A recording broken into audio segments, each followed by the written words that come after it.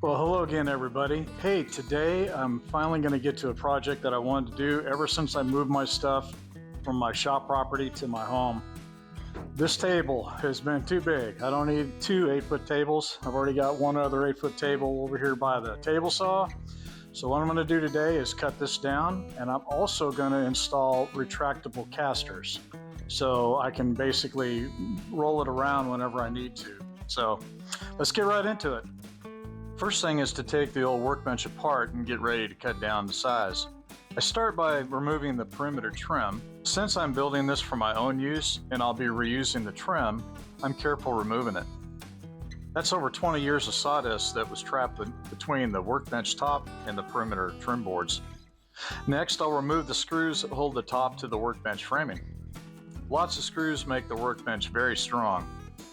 Did I mention how I hate to take apart stuff I build? That's because I build things to last 20 to 50 years. My wife thinks I'm crazy. Here's what the framing of the workbench looks like. All the framing is 2x6 framing lumber.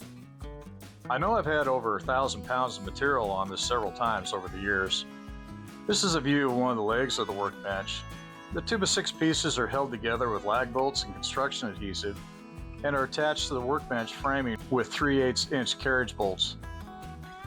I'll reuse the legs on a lot of the framing in building the new workbench. I use joist hangers to make sure the workbench top supports don't move. Like I said before, I built these workbenches to carry a huge load. I used to do a lot of timber framing and regularly worked with large timbers. This picture shows how I use carriage bolts and lag bolts to secure the framing to the legs and to join the two leg pieces together. When I built these workbenches over 20 years ago, I could build a 4x8 workbench with melamine top for under $100. Not anymore. This is what the underside of the workbench top looks like. If I was building this for a client, I'd get a new sheet of melamine for the top. Since this will be for my use, I'll repair and use this top. Stay tuned later in the video for a pro tip showing how to fix this damage. I decided I wanted a 4x4 workbench. I marked 48 inches as the overall length. The width is already 48 inches from the original bench layout. Here's where I find out I installed the workbench joist with framing nails from the outside of the rail. Okay, I forgot. I did build these over 20 years ago. I removed the joist hangers so I can get access to the nails that are holding the joists in place. Best tool for cutting nails is a reciprocating saw. Pro tip, nails cut easily with the demolition blade like these. If you're trying to cut screws, they're harder, so you'll need a bimetal reciprocating blade to cut the screws, like these. I temporarily use the joists I just removed to hold up the end of the workbench that I'm going to be cutting off. Now I remove the legs from the end of the workbench that I'll be cutting off. I remove the carriage bolts and hang on to them because I'll be reusing them. After 20 years, one of the carriage bolts has messed up threads, so I had to get a little creative on removing the last bolt. It's always the small things that cause delays in any project.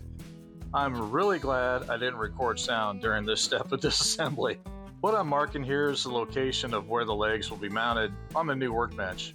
In measuring, I allow for the end rail to be mounted to the outside of the leg, just like in the original workbench. I use clamps to hold the legs to the workbench rail so nothing moves when I drill the holes for the carriage bolts. I drill the holes through the leg and the workbench side rail and install the carriage bolts. Over the 20 years, the side rail of the 4x8 workbench sagged in the middle a little bit, but that's okay since I'm cutting this down to a 4x4, I can remove that sag. The top carriage bolt needs to be recessed because I'll install a perimeter trim later. I use a Forstner bit to make the recess before I drill the hole for the carriage bolt. Then I install the carriage bolts with a washer and nut on the inside and tighten them down with my impact driver. Now that the legs are in their new position, I cut the side rails to the new length. I made sure my feet weren't under the cutoff portion when it fell. Better option would have been to support the cutoff piece with scrap wood, but I was low on scrap wood that day. I'll use the joist I removed from the center of the old workbench as the new end rail. Pro tip here, I'll install these smaller deck screws to temporarily hold the end rail while I drill holes for the carriage bolts faster than clamp up and adds a little strength to the connection. Next, I install the lag bolts from the side rail into the end rail. Pro tip here, installing lags into the end grain of wood isn't the most secure connection, so I use longer lag bolts and pre-drill with a smaller pilot hole so the lag bolts get the best bite in the wood. I'll be using almost all the wood from the cutout portion of the original workbench, so I take time here to disassemble the pieces. I keep the screws from the joist hangers I'm removing and install them in the hangers on the new portion of the new workbench. I use my BFH, big friggin' hammer, to knock the pieces apart. Now I'm ready to start building the parts of the retractable casters for the workbench. I need to know how long the caster supports need to be.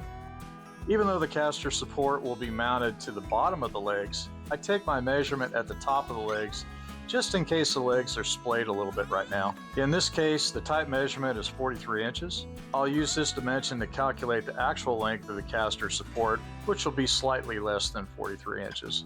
Since I want both my caster supports to be the same length, I used my foldable miter saw table I built a while back to make exact cuts. Saves a lot of time not having to measure and mark each piece. I'll use ball bearing hinges to allow the caster support to sway out of the way when I retract the casters. I need to recess the hinge into the caster support so it doesn't interfere with the retract mechanism. There are several ways to do hinge recess. Old school method is good old hammer and chisel, but this is time consuming and doesn't produce that great a product. I'll use a combination of vibrating saw and chisel.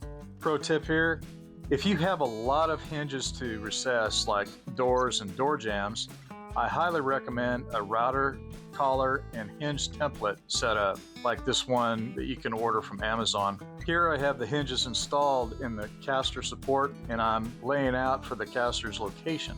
I'm lining up the casters well inside the legs so their placement doesn't interfere with the operation of the retractor mechanism. I want the bottom of the workbench legs to be only about 3 inches off the floor when the casters are down, so I mark the legs 1 inch up from the bottom. Next, I line up the bottom edge of the caster support with this mark on the legs. Then I attach the fully loaded caster support to the legs by mounting the ball bearing hinges. Now I want to cut the pieces for the retract mechanism. I need 8 pieces 9 inches long. Again, I use my miter saw table with adjustable stops to perfectly cut the 8 pieces. The secret to the retractor is spring-loaded hinges. Usually you find these hinges on doors that enter a house from a garage, and they are adjusted to close the door. In this application, I'll adjust them to open. Crank the hinge counterclockwise and insert the retaining pin in the slot at the top of the hinge. Now I need to install the eye bolts that will be used to operate the retractor. I use locking nuts and washers on the back side of the retractor so the eye bolts won't come loose over time. Because the eye bolt nut sticks out the back of the retractor, I had to create a recess in the workbench leg so the retractor will fully extend into locking position. Mark that position of the recess by hitting the eye bolt on the head with a hammer.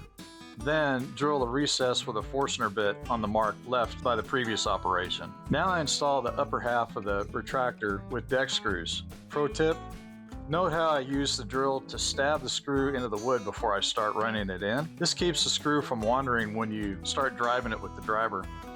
Another pro tip, make sure to install the retractor so you have access to the hinge adjustment because the internal springs tend to weaken and may need adjustment over time. For the retractor mechanism, I'll be using cables, pulleys, and I also need something that will transform horizontal motion into vertical motion. What I decided to use is 1/2 inch electrical conduit 90-degree fittings. The first part of the retractor mechanism I install are the 90-degree conduit fittings. I've got the workbench sitting on its side for this process. I use standard conduit retainer clips to secure the fittings to the workbench framing. The first time I built a workbench with retractable legs, I used string to operate the retractors.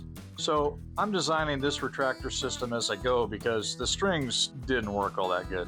This shows how the conduit line up with the pulley, and the pulley lines up with the eye bolt on the retractor below. Pro tip, if I build this workbench again, I'll use longer top carriage bolts where the pulleys are mounted. That would give more adjustment to line up the pulley with the conduit and the eye bolt below. I decided that I needed to mount the conduit more securely since they will have some force on them. I mounted an extra 2x4 next to the 2x6 mount and added an additional mounting clip. Here's the first attempt to see if my concept works. What I learned from this first test is I need to put grease inside the conduit and increase the tension on the retractors. Other than that, my idea works like a champ. The piece of melamine I had from the original workbench top had some damage, but I decided it would be good enough for me with a little repair. Pro tip, to make a permanent repair in wood that would be left unfinished, like this workbench top, or painted, you can use regular auto body Bondo. The correct ratio of parts is golf ball size of material from the can and pea-sized amount of hardener from the tube. Mix the two parts together until they're completely combined. You have between 2 and 5 minutes until it starts to harden, and about an hour until you can sand it, depending on temperature and humidity. To secure the top to the workbench, I drilled countersinks and install the top with deck screws. I left the sawdust on the top so you can see the approximate placement of the screws in the top. And I also leave the screws uncovered, but you could cover them with Bondo if you decide you're never going to change the top. Here's a close-up showing the recessed screws and a repair of an old screw hole I made with Bondo. Next thing I want to do is rip the damaged top edge off the old trim boards. The face of these boards is a little dinged up from 20 plus years of use, but these will be fine for my continued use. I'm ripping these boards down to 3 inches from the original 3.5 inches. Here's the workbench complete. To retract the casters, slightly lift the workbench and pull the cable to lift the retractors. To extend the casters, just lift up on the workbench. The spring-loaded retractors automatically lock into place. Here's a close-up of the action of the retractors.